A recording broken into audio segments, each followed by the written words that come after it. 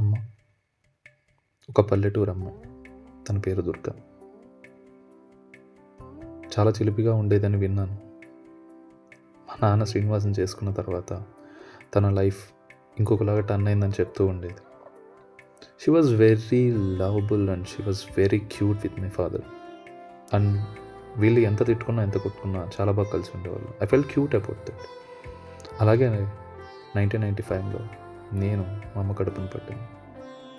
And మా అమ్మ చెప్తూ ఉండేది, నాకు నా లైఫ్లో ఒక సాటిస్ఫాక్టరీ డే అనేది ఏదైనా ఉంది అంటే అది నీకు బర్త్ ఇచ్చినప్పుడు రా అని. You can see the pure and the lovable smile in her face.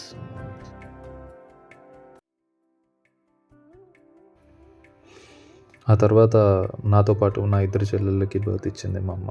తర్వాత పిల్లలే తన లోకం అయిపోయింది. ఏ తల్లికైనా అంతే కదా.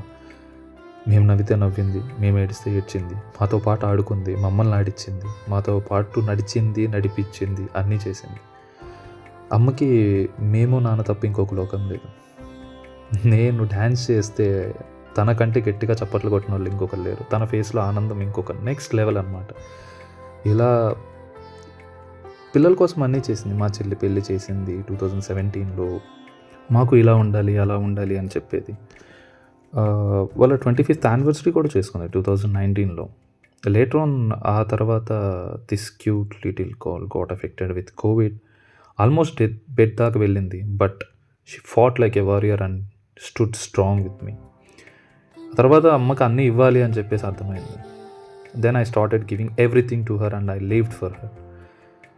కానీ ఏదే మనం అనుకున్న అమ్మకి మనం ఏమి ఇవ్వలేము. మనం ఇవ్వగలిగిన దానిలో ఏదన్నా ఉంది అంటే మనం హ్యాపీగా ఉంచి తనని హ్యాపీగా చూడటమే అని చెప్పి నాకు బాగా అర్థమైంది. So then I started living myself to with her, for her, గట్టిగా మాట్లాడితే. అండ్ ఇన్ హర్ లాస్ట్ డేస్ ఆల్సో నేను చాలా డిప్రెస్డ్గా ఉంటే నన్ను ఆ డిప్రెషన్ నుంచి బయటికి తీసుకొచ్చింది. And we both went for this movie called Raja Saab on 8th Jan 2026. But fate